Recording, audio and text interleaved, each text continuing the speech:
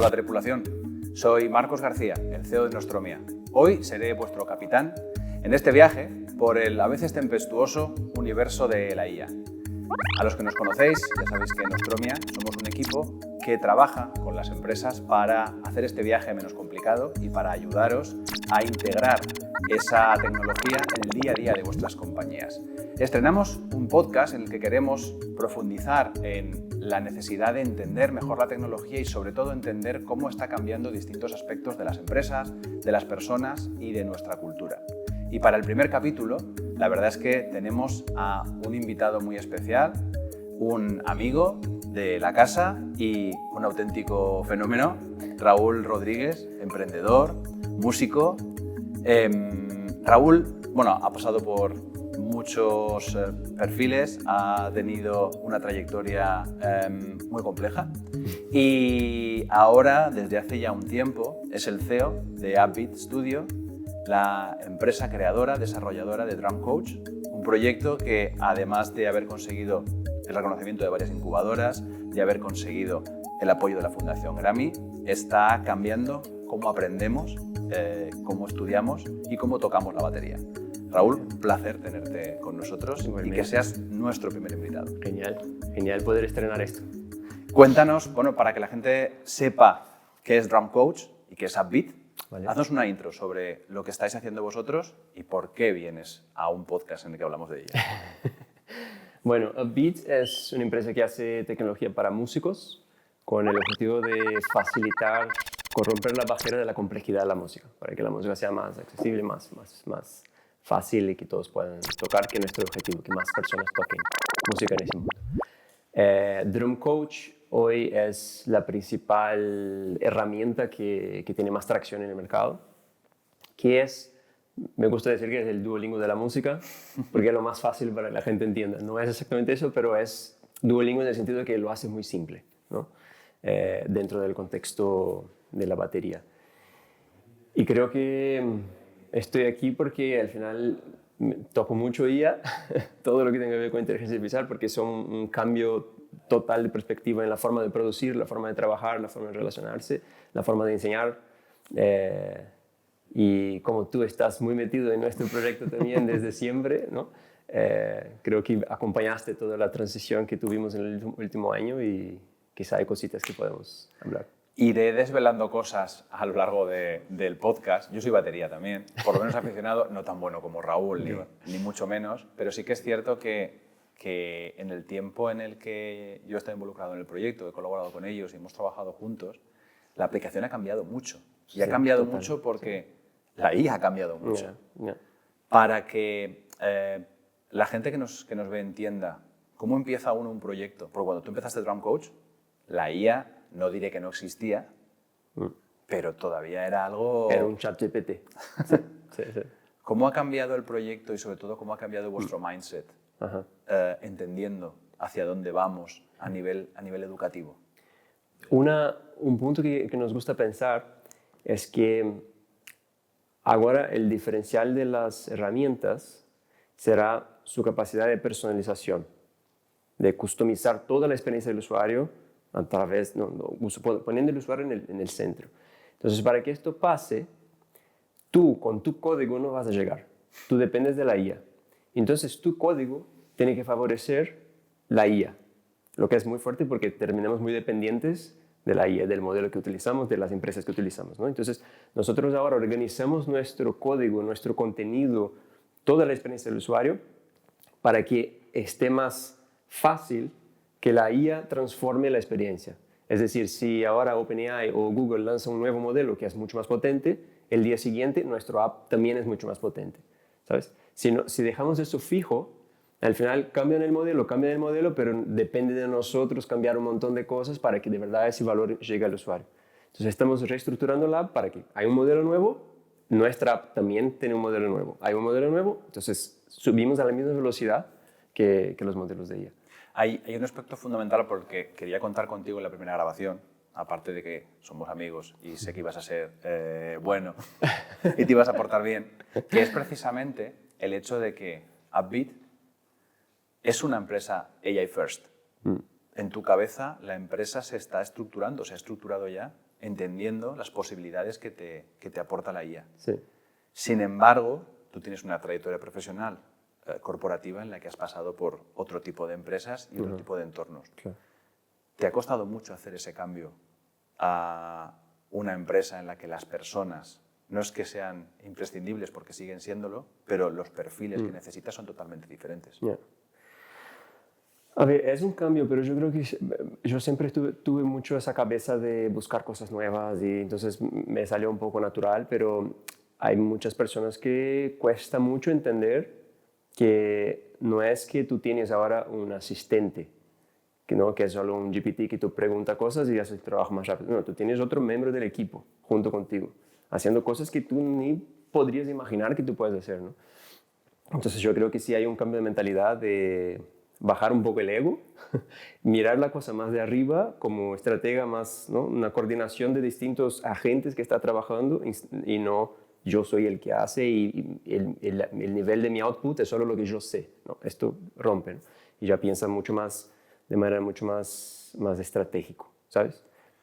Yo creo que hoy somos 6 personas solo en el equipo, no quiero crecer en nivel de persona, quiero crecer en nivel de productividad. Para mí que tenemos que ser 6 astronautas, ¿sabes? Que de verdad entienden de manera muy profunda y de manera muy estratégica todo lo que está pasando. No hace falta que seamos grandes diseñadores o grandes customer support, pero tenemos que entender muy bien quién es el cliente, qué está pasando para poder crear un sistema que da muy buen customer support, crear un sistema que genera mucho más diseño. Es mucho más crear sistemas que crear cosas. Súper interesante esto que estás planteando de los sistemas porque en realidad, bueno, y además, tú has tenido experiencia coordinando equipos muy grandes. Estuviste en una startup con un equipo de, no sé cuántos erais. 700. 700. Sí. Se dice pronto, 700 personas. Claro, entonces la escalabilidad del proyecto dependía de cuánta gente nueva pudieses meter esa semana en el... Y entrenar. Y entrenar. Sí. Claro, ahora es totalmente diferente. Estás hablando de sistemas. Yeah. Ya no somos tan dependientes de las personas entonces, sino que las organizaciones entiendo que tienen que trabajar mucho mejor la parte de los procesos. Sí. Proceso es una palabra que me da miedo. Para mí un proceso es como, depende, ¿no? Un buen proceso, yo le llamo sistema.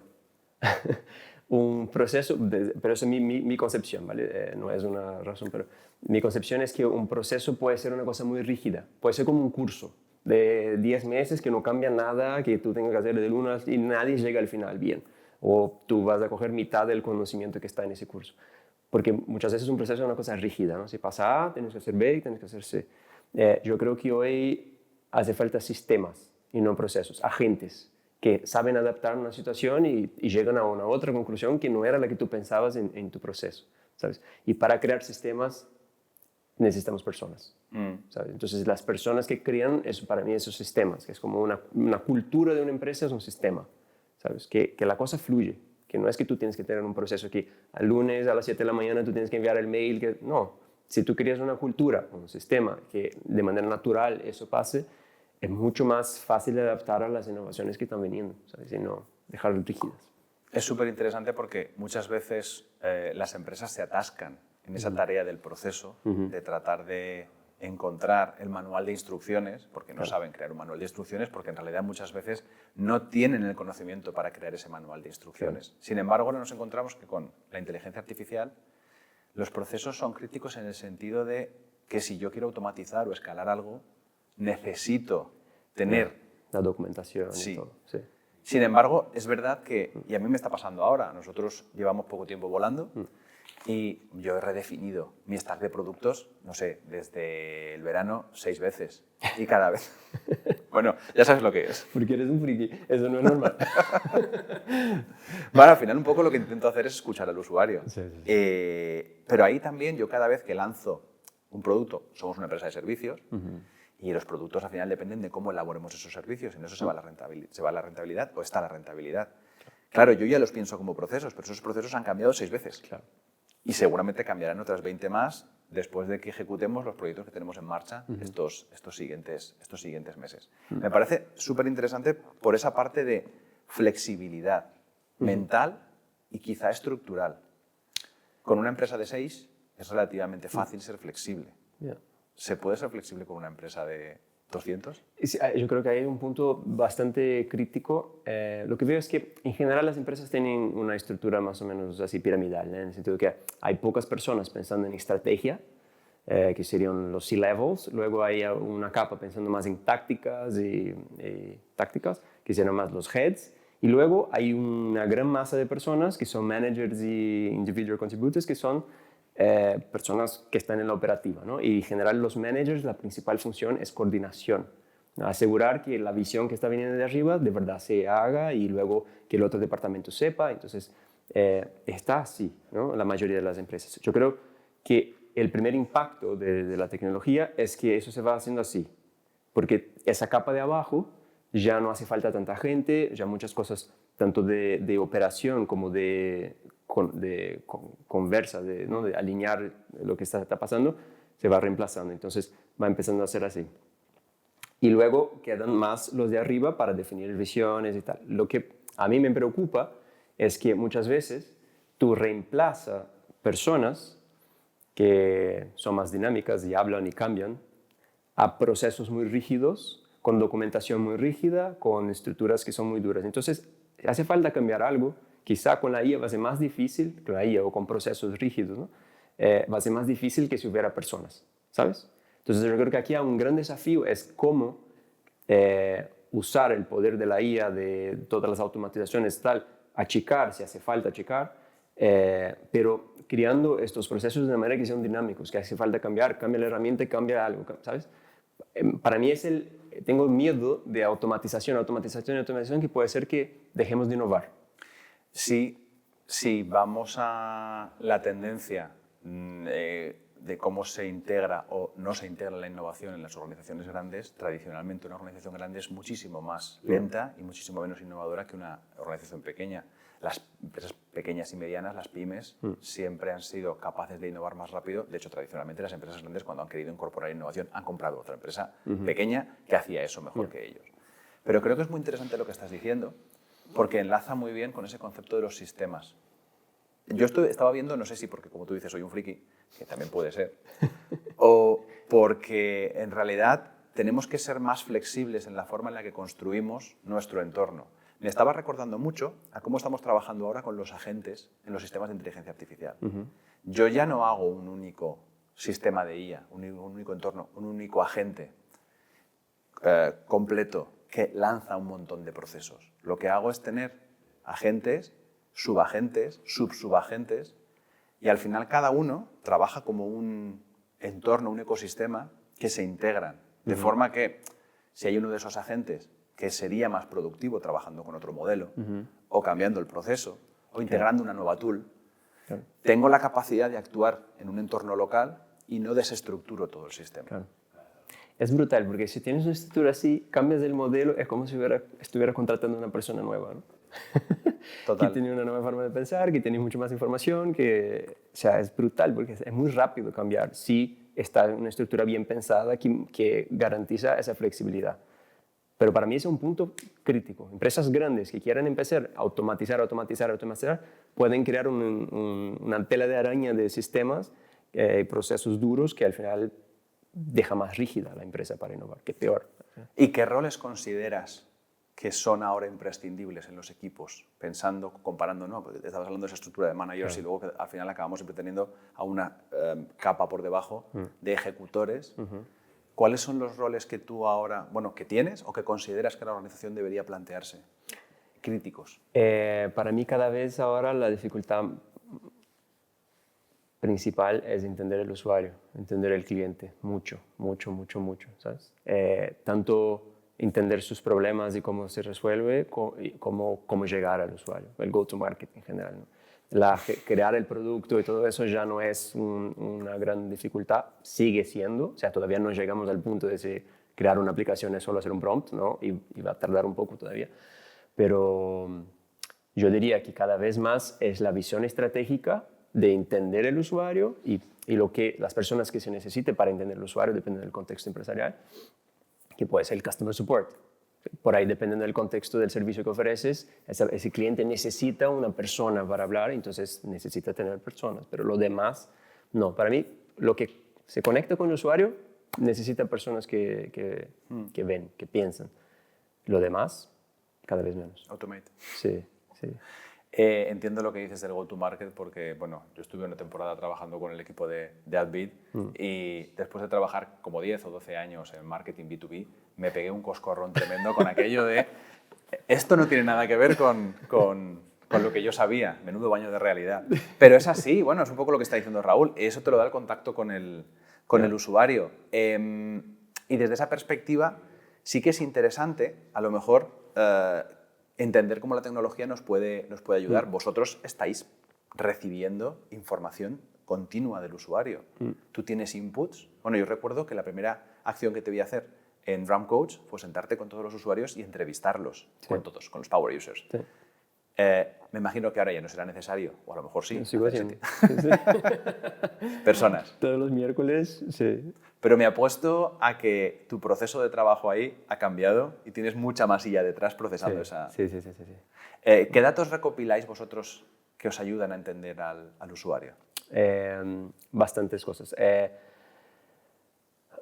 Sobre todo hay unos datos más generales, cualitativos de por qué quieres tocar la batería, cuál es tu objetivo de vida, quieres solo tocar con amigos de fin de semana o quiero ser un profesional. Eso cambia mucho la forma de enseñar. Si tengo una batería, si no tengo una batería, cuántos días por semana voy a practicar. Entonces, como esto que me da lo que llamamos de drummer profile, que es el perfil de esa batería. Y luego, en el día a día de práctica, vamos viendo a qué velocidad está tocando cada ejercicio que sugerimos. Si el ejercicio es fácil o difícil, él tiene que hacer dar un feedback al final de cada ejercicio, su constancia de la práctica y cómo eso compara con su drummer profile. Para ver, él dijo que va a tocar 5 veces por semana, pero está tocando 2. Entonces hay un problema aquí. Entonces hay que crear una campaña de comunicación, decir, recuerda tu sueño, que era tocar no sé qué. No estás haciendo lo que dijiste. Tu compromiso deja mucho que desear. Claro, es tu sueño, no es el mío. Te ayudo si quieres, ¿no? Entonces cogemos bastante información para percibir. Yo creo que un buen profesor, tiene 3 cosas. Una es percepción. De verdad entiende el estudiante. Yo hablo usuario porque tengo eso. Entiende el estudiante muy bien, entiende la sensación que está en el día, entiende si tiene un problema con su familia o no. O sea, esa percepción es clave y la IA no llega ahí todavía. Llega en varias cositas, pero todavía no mucho. Luego, una segunda cosa que el profesor es muy bueno es conectar esa información que percibe con su base de conocimiento. Entonces, tener ese mapa de conocimiento de qué sé, qué no sé y de qué sirve. Y luego es cómo transmite ese conocimiento a la persona. Entonces, son tres pasos que nosotros, la verdad, no estamos inventando la rueda. Estamos intentando reproducir de una manera muy escalable esos 3 pasos de un profesor. ¿Qué es lo que la IA puede ayudar en cada uno? No solo la IA, ¿no? Pero todo el sistema que creamos, ayudar en eso. Luego, en un sistema de aprendizaje, necesitamos una interfaz de usuario, es el chat, o en este caso son los ejercicios que hay en Drop Coach, pero necesitamos también un RAG, un entorno documental, ¿no? De conocimiento que aporte esa información. ¿Cómo es un sistema de aprendizaje y podemos digitalizar cualquier sistema de aprendizaje? Bueno, desde luego con la música lo estáis haciendo y para mí es uno de los más difíciles.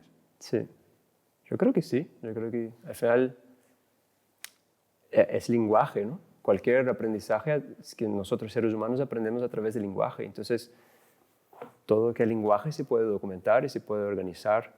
El tema es que la forma de organizar yo creo que todavía está en nuestra mano, ¿sabes? O sea, entonces, lo que decía, ¿no? Primero el profesor percibe, luego accesa su base de conocimiento. Al accesar esa base de conocimiento, tienen que encontrar una base de conocimiento que está organizada. Porque si entro aquí en la base de conocimiento de OpenAI o lo que sea, no es tan seguro que va a entregar luego una cosa que tenga sentido. Entonces, sí que nuestra labor mucho es asegurar que la base de conocimiento de nuestra herramienta está bien organizada, ¿sabes? Para entregar con valor. Hay una cosa que ahí, a mí personalmente, bueno, a nosotros como equipo nos preocupa mucho, que es precisamente esa base de conocimiento, ese contexto. oigo muchas veces a empresas que han hecho pruebas de concepto con modelos accesibles, ChatGPT, Gemini, etc. Y siempre te dicen, ya, pero es que las respuestas que me dan no son buenas. ¿Por qué no son buenas? Porque ellos están pensando en que les gustaría que respondiese de una determinada manera con información específica de su compañía. Y ahí es donde esa clave de construir o saber construir ese contexto para que el modelo entienda dónde está el usuario o qué tiene que saber sobre el usuario es crítico. A nivel docente, ¿cómo se estructura una base de conocimiento? Me imagino que, bueno, en tu caso, no lo hemos dicho, pero tú además has sido profe de música durante mucho tiempo, Sí. has tenido una escuela de música, una gran escuela de música, y además es un gran profesor. Eso ayuda. En Drum Coach también tenéis a varios profesores y docentes a nivel internacional, gente súper crack, que están trabajando con vosotros en los cursos. Pero al final lo que hacéis con ellos es extraer su conocimiento, extraer tu conocimiento de la cabeza y sistematizarlo. Sí, mira que empezamos con cursos, ¿no? Teníamos ese concepto de cursos. Y todavía está, en la plataforma existe la opción de tú entres y tienes 10 días de un curso sobre técnica de mano, o lo que sea. Suena bien, porque vale, en 10 días puedo aprender la mano y tal, pero la tasa de completar el curso es mínima. Porque las personas empiezan con muchas ganas, pero el día 3, y ahí tú, vale, tengo que entonces mejorar un poco ese curso, el día 3 tiene que ser un poco mejor porque la mayoría de las personas están cayendo en el día 3. Entonces intentas crear un sistema duro, un proceso duro, sin tener la primera parte del profesor, que es entender el usuario, ¿sabes? Entonces solo entrego algo sin tener esa percepción de quizás esa persona no necesita llegar tan profundo ahora en la técnica, ¿sabes? Y lo que estamos haciendo ahora es romper la idea de cursos, seguir con el conocimiento de esos profesores que colaboran con nosotros. Entonces rompo un curso en pequeñas pills, ¿sabes?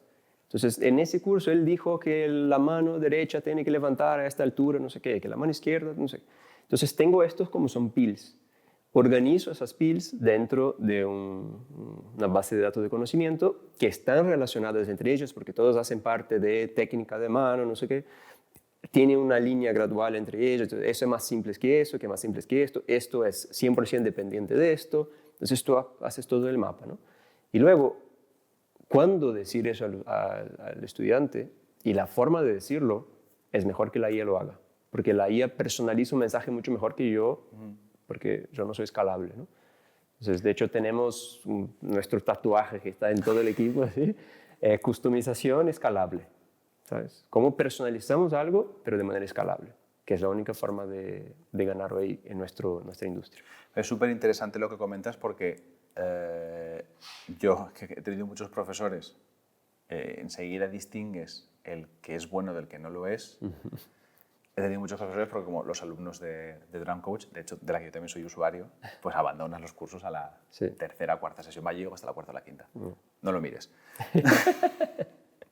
Pero es normal, es humano. Yo creo. Sí, es cierto que hay profesores a los que recuerdas como grandes profesores con los que has aprendido mucho, porque, bueno, la música como el deporte es complicada y exige mucho esfuerzo.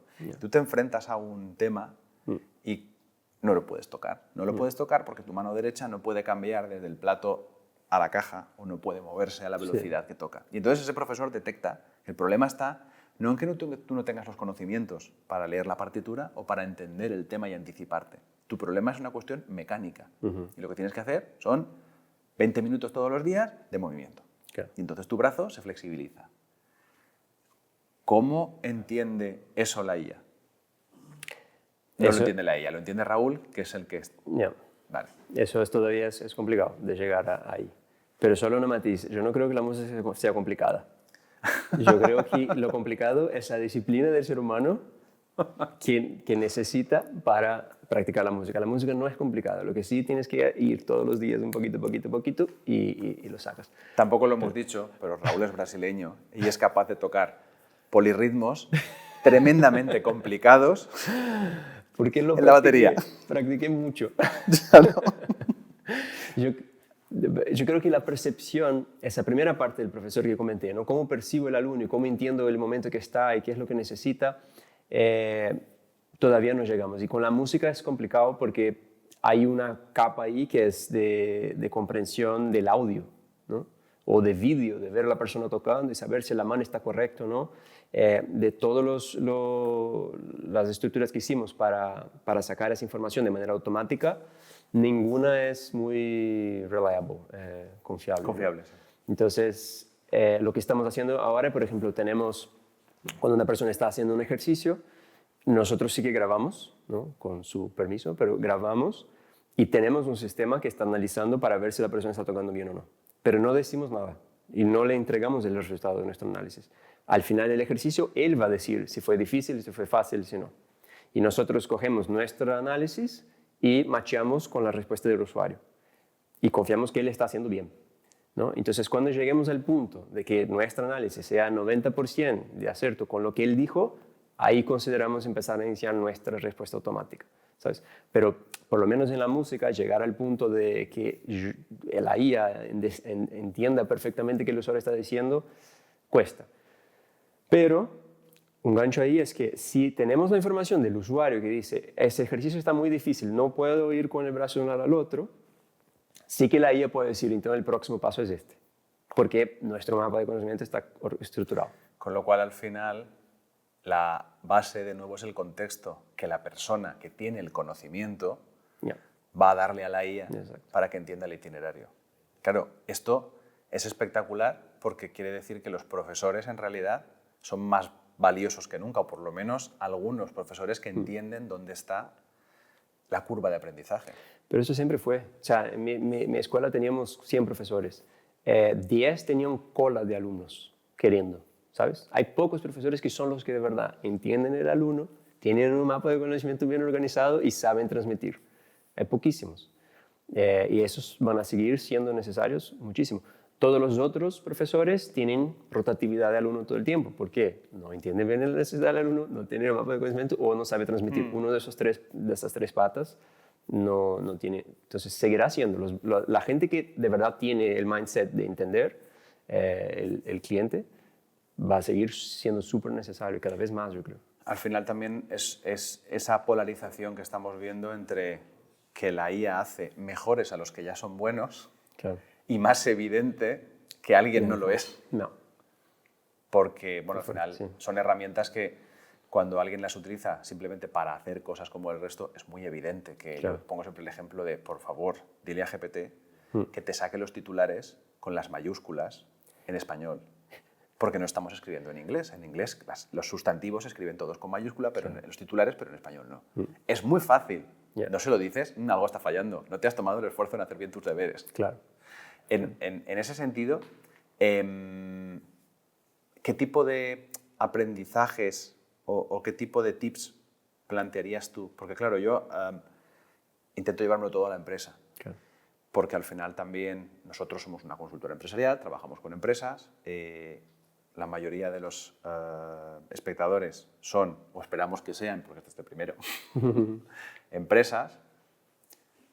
¿Cómo podemos utilizar ese mindset, ese conocimiento para hacer mejores a nuestros equipos? Además, tú has formado equipos, muchos, grandes, incorporándolos muy rápido. ¿Qué problemas te encontrabas entonces que ahora podrías resolver con lo que ya sabes, utilizando herramientas de inteligencia artificial? Yo creo que ahí hay un tema, saliendo un poco de la IA, que es cultura. ¿Qué cultura quieres que tu empresa tenga? Si es una empresa que quiere una cultura de autonomía, de high performance, de que la persona busca la vida y saca resultados, de que sea mucho más abierta, tiene mucho más sentido que sea una estructura donde tú pones, por ejemplo, en un notebook LM, todos los manuales de cómo funciona la empresa, historias, políticas y tal, y de manera súper autónoma ese empleado va y busca la vida, ¿sabes? Entonces estás construyendo una cultura de búscate la vida. Al final de la semana hay un quiz, lo que sea, ¿no? Pero no te voy a dar, el día 1 tienes que leer esto, el día 2 tienes que leer eso, que sería un proceso rígido, que sería un curso, ¿no? Rompemos eso y decimos de manera autónoma, mira, el Notebook LM es increíble para eso, es gratis, ¿no? Para quien usa Workspace. La persona podría poner todos los manuales y abres un chat para el empleado con ese conocimiento. Eso es brutal. Entonces yo como empleado voy y chanteo con el conocimiento entero de la empresa y que no sale del boundary de la empresa, solo lo que tiene la empresa. Entonces imagina, yo te digo, al final de la semana haremos un quiz sobre un proceso tal de la empresa X. Entonces tú, que eres un empleado que tienes gana, va y empieza a chatear. ¿Cómo funciona el proceso tal? Me explica más sobre esto. Entonces es una otra forma de aprender que valora la cultura del empleado autónomo, ¿no? Entonces, eso sería si fuera una estructura de cultura así, que valora la autonomía, que es la que me gusta. Y yo creo que también es la que necesitamos, porque como estabas planteando tú, el entorno es tan cambiante que es muy difícil predefinir qué va a suceder mañana o qué va a suceder esta tarde. Seguramente esta tarde puede aparecer Sam Altman presentando una nueva funcionalidad y nos ha cambiado el entorno. Y nos ha cambiado el entorno. No están entrando, creo que no están entrando mucho en ese terreno. Por suerte no, todavía. Ya hay muchos otros SaaS que están muriendo semana a semana. Tal cual. Dicen que la gran diferencia competitiva ahora que uno tiene que tener es capacidad de aprender. Ni es más lo que sabes o el recurso que tienes, es capacidad de aprender. ¿Sabes? No es más la división del pobre y del rico. Si tú tienes capacidad de adaptarse y aprender, es la única manera de transformar. ¿Sabes? A ver, es interesante porque en realidad es biología pura. Quiero decir que los seres vivos que se mantienen vivos son los que son capaces de adaptarse al medio. Hay una frase que a mí me gusta mucho, que es darwinismo puro, pero que en realidad es chulísima y que se ha malinterpretado muchas veces. Cuando aquello de el resumir la teoría de selección natural a que solo el más fuerte sobrevive. Es mentira, no es el más fuerte. Sobrevive el que es mejor adaptándose al medio. Y como dice mi sobrino de 10, va a cumplir 11 años, que es un fanático de los dinosaurios, tío, el descendiente directo del tiranosaurio es una gallina. Claro, no es una cuestión de ser más fuerte. ¿Vale? Y el animal mejor adaptado al medio, o uno de los que tenemos, es el gato. O sea, quiero decir que al final, quizá esa flexibilidad es algo que las escuelas de negocio, bueno, quizá ahora sí que están empezando a enseñar más, esa capacidad de adaptarte al medio, de ser flexible, de no obsesionarte con procesos rígidos, incluso el llevar la filosofía o la metodología Lean a los procesos productivos grandes. Bueno, el concepto de Lean Manufacturing salió de Toyota, que no es una pyme. Claro, claro. Es interesante, pero claro, cada día más, porque pensando y volviendo un poco a ese concepto de la cultura, es un poco lo que debemos transmitir a nuestras organizaciones. Y para el aprendizaje de nuestros equipos, pues sí, quizá lo más sencillo, como dices tú, es abro un chatbot, lo conecto al entorno de la empresa. Sí. Claro, el problema que hay ahí es el del contexto, de nuevo. ¿Cuántas empresas tienen su conocimiento lo suficientemente estructurado y sistematizado? Porque el problema que tiene para mí la IA en ese sentido es que es muy tonta. La llamamos inteligencia, pero inteligencia no tiene nada. Artificial sí que es. Si yo no te doy el contexto lo suficientemente preparado para que tú lo entiendas, bueno, vosotros lo habéis tenido que hacer así con Trump Coach. Sí, pero yo creo que ahí es el enfoque, ¿sabes? Ahora la gente tendría que estar trabajando en crear contexto, crear sistema, crear las reglas, no en dibujar. Es brutal. En hacer workflows. Claro, es un cambio increíble, es buenísimo, porque al final tú estás haciendo lo que antes los grandes corporativos de las empresas grandes decían, que tú no tienes que, como esa analogía que es muy buena, que decía tú no tienes que decir las horas, tú tienes que crear el reloj, ¿sabes? Creo que es de From Zero to One, el libro ese que en algún momento hace esa analogía, que eso, tú tienes que crear el sistema. El founder tiene que ser capaz de entender un problema y crear un sistema que soluciona, y no crear una solución, ¿sabes?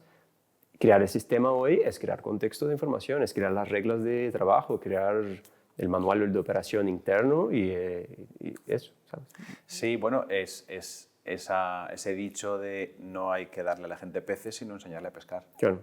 Sin embargo, yo recuerdo en mi época de directivo de una empresa más grande, que cuando hicimos todo el proceso de descripción de puestos y estructuración de perfiles, lo primero que tuvimos que hacer fueron manuales de cada puesto de trabajo, con cada una de las responsabilidades y con todo el itinerario de esos perfiles para los siguientes meses. Y la gente lo espera, ¿eh? Ya. Cuando llega a una compañía, lo primero que te preguntan es cuál es mi plan de carrera. Sí. Te suena, ¿no? Algo has vivido. Sí, yo creo que depende mucho de la empresa y de la cultura de la empresa, ¿no? Entonces, si queremos ser un poco más abrangentes, porque esa cultura que estoy defendiendo de que la gente busca la vida porque es curiosa y quiere crear cosas nuevas, innovación, es muy específica de empresas de tecnología o empresas que tengan esa mentalidad de innovación y tengan la necesidad de innovar. Pero la gran mayoría de las empresas no son así, son pymes de que tienen una estructura más rígida y tal. Y yo creo que ahí también se puede hacer mucho para aprendizaje, para formación, pero hay que entender otra vez, hay que entender el cliente o entender el empleado, ¿no? Ese empleado no está motivado en aprender y no va a estar motivado en aprender. Le da igual si el proceso del lunes tiene que ser a las 11 de la mañana, como, quiero que llegue viernes rápido, ¿sabes? Entonces, a ese empleado hay que motivarle de otra manera. Que sea con un sistema de gamificación, mientras tú vas aprendiendo, tú vas ganando estrellita y cada día recibes un pil de conocimiento que, no sé, pongo sí o no, o tengo un quiz pequeñito y luego hay una encuesta de toda la, no sé, pero yo creo que si el empleado no se va a motivar por aprender, porque no es de ese contexto, tiene que motivarle por otro lado, porque él sí o sí tiene que aprender, ¿no? Entonces al final vuelve al punto, tengo que entender la persona y crear el sistema que adapte. Y hoy es mucho más fácil crear sistemas que adapten. Y que no es un curso. No, no es un curso. No es un curso. No, de hecho, me gusta el concepto y te lo voy a copiar, que lo sepas. A partir de ahora voy a empezar a hablar de sistemas porque me gusta mucho ese planteamiento y es así. Y es necesario para la plasticidad y la flexibilidad que necesitamos todos en un entorno que mañana va a ser totalmente diferente y dentro de un año no me atrevo a decir cómo va a ser. Hay cosas que podemos plantear y que podemos anticipar, pero creo que quizá la mayor lección que nos podemos llevar en este concepto de aprendizaje precisamente es esa, seamos flexibles y creemos las herramientas para trabajar, para movernos, pero al final se trata de tener tu caja de herramientas con lo que vas a necesitar para ir montando lo que vas a tener que construir en el futuro. Y hablando de caja de herramientas, ¿qué herramientas son para ti a día de hoy imprescindibles a nivel tecnológico o a nivel directivo? Como CEO, ¿cuáles son las herramientas que necesitas en ese toolkit? Creo que la base para mí es el que sigue siendo el chat de Gemini. Yo uso mucho Gemini, me gusta mucho Gemini, con lo que tiene por abajo, que el Deep Research, por ejemplo, hago mucho Deep Research. Entonces, siempre que estamos empezando a hablar de un tema, hago varias investigaciones profundas ahí y luego para absorber todo eso me genero podcasts, historias para absorber y ver cuáles son los puntos que tengo. Entonces, hace con que puedo llegar mucho más profundo al conocimiento que antes me costaría mucho. Entonces, este es, yo creo que el número uno porque es el que está abierto en 10 pestañas de mi ordenador. Son Gemini con tópicos distintos que estamos hablando al mismo tiempo. Por otro lado, yo creo que NotebookLM es brutal a nivel corporativo, fácil, ¿no? Si quieres más profundo, creo que NotebookLM no va a llegar, pero fácil para organizar todo el manual de todo y eso me genera historias. Ahora, un último que a mí me flipa muchísimo y me está volando la cabeza cada vez más son los vibe codings, tipo Lovable, V0, Figma Make y todos esos, que es brutal como ya una persona no tiene que pensar en en general, yo en la empresa pienso mucho en el usuario y traigo las ideas de, vale, ese pain, ¿cómo lo resolvemos, ¿no? Y yo en conversaciones con la persona de diseño definimos un poco cómo va a ser ese design y luego validamos con el equipo de desarrollo para luego pasar a desarrollo. O sea, que son varios pasos que al final ahora yo, después de una entrevista con un usuario, pienso, ¿y qué tal si esto? Y pongo en vibe coding, tengo el producto final, ¿no? Pues ya, y envío al usuario y el usuario lo prueba y me dice eso me gusta, eso no me gusta, vale, envío a un grupo de beta testers y me dicen. Entonces cuando eso llega a diseño, ya llega un diseño funcional y al final ahí la persona de diseño, Chris, tiene que darle un toque más, claro, ¿no? Pero ya estamos mucho más avanzados. Yo, esas herramientas también me tienen alucinado y el otro día en un evento conocí a una persona que hablaba de cómo lo integraban en su departamento de marketing. Yo soy dedicado al desarrollo y decía, es que yo a mi directora de marketing le doy una licencia de, en este caso creo que era Lovable, porque tiene el problema siempre de que el equipo, bueno, al final, lo que pasa en las empresas, las necesidades internas pasan siempre al final de la cola. Y más una empresa de desarrollo, pues tenía que servir desarrollos a otras empresas.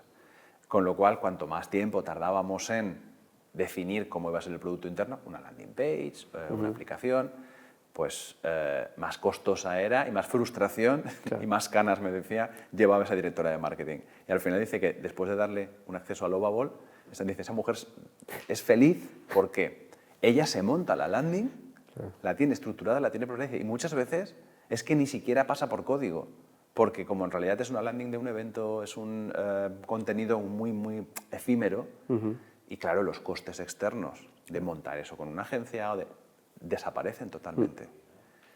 Es una dinámica totalmente distinta que nos tiene que hacer cambiar el concepto. Y es muy asequible, eso me parece brutal, es muy asequible. Entonces, para mí, si alguien escuchando eso tiene que cambiar algo mañana, es abrir la cabeza, aprender herramientas nuevas, ¿sabes? Porque ahí está la solución de todo. Entonces, entra en Lovable, haces una página para tu familia, no sé, cualquier cosa, el cumple de mi hija, y aquí va a ser, la invitación no va a ser un cosa estático, va a ser una página web que la persona puede pinchar ahí y jugar algo. Lo que vengas a la cabeza, ¿sabes? Y empiezas a crear y ahí te vas despertando esa noción de cómo es interactuar con un otro agente. Y luego llegará, tengo que conectar una base de datos a eso, porque tengo información que tengo que conectar a la página. ¿Qué es base de datos? No sé, pregunta GPT o lo que sea. Supabase. Claro, y empiezas a ir, ¿sabes? O sea, al final es un momento que hay que aprender. Entonces hay que levantarse y buscar las cosas que no sabemos, ya está. Te has adelantado a mi última pregunta porque era precisamente esa. Es que me recomendarías que a un CEO o a un CIO empezase a hacer ahora. Aprender Lovable me parece maravilloso, aprender. Empezar a jugar con Lovable y todo lo que vea de IA, entra e investiga, ve si tiene sentido, dale... Hay una expresión muy buena que los desarrolladores usan, que es como empurrar, ¿no? Un poquito. A veces llegas a un lugar que hay un problemita y ¿cuál es tu capacidad, tu resiliencia para decir voy a intentar un poco más y voy a intentar y ¡puf! Una hora sale? Yo creo que todavía en IA tenemos que tener mucho ese skill porque muchas veces está en un prompt que no funciona y va y una hora sale, ¿no? Entonces yo creo que hay que generar esa llama de la curiosidad, de quiero aprender herramientas nuevas. Da igual si sé muy bien cómo voy a aplicarla, aprende la herramienta. Y otra, la resiliencia de ir probándola hasta que encuentra un resultado final. Yo trabajé hace muchísimos años en una empresa de desarrollo. Claro, yo no soy desarrollador, con lo cual estaba en la parte de marketing, comunicación y otras muchas cosas que te tocaba hacer. Y entre esas muchas cosas hacíamos beta testing. Y había un responsable de desarrollo que nos decía, os he subido al servidor la alfa, rompedla. Y cuando decíamos, oye, no se rompe, o sea, funciona, vale, pues si no está roto es que sirve, lanzad la beta. Esa es la mentalidad en la que tenemos que movernos. Hay que romper cosas y si no se rompen es que funcionan. Y si funcionan, lanza y ya tiraremos por el camino. Mira, una muy buena forma de probar ahora, de hacer lo que acabas de decir, el testing, es usar un agente. Entonces hago una página, abro en Atlas, que es un agente, ¿no?, de browser, Atlas de OpenAI. Sí, el de OpenAI. Y tú le pides que rompa. Y él va a estar ahí buscando cómo romper la página y me hace un report final de cómo... He encontrado 3 botones que no funcionan. Luego te puede empezar a decir que el azul con ese fondo que has puesto no tiene legibilidad, ese tipo de cosas. Sí. Claro. Espectaculares los informes de usabilidad que hace GPT. Alucinantes. Qué guay. O sea que, bueno, hay muchas cosas que probar. Raúl, podríamos estar toda la mañana hablando. Segurísimo. Desafortunadamente, bueno, pues al final no creo que la gente se vaya a comer una conversación nuestra de 3 horas hablando sobre IA. Yo creo que hemos hablado de educación, hemos hablado de equipos, hay algunos insights súper interesantes que nos has transmitido. Yo solo puedo darte las gracias por estar este rato con nosotros, por ayudarme a abrir este espacio, por ser nuestro primer entrevistado y por compartir tu conocimiento. Gracias a ti. Gracias y no tenemos más remedio que dejarlo aquí. Volveremos muy pronto Seguiremos navegando con la nave de Nostromia en el universo de la IA y esperamos y sabemos, bueno, seguro, que aprenderemos muchísimo con nuestros entrevistados. Hasta pronto.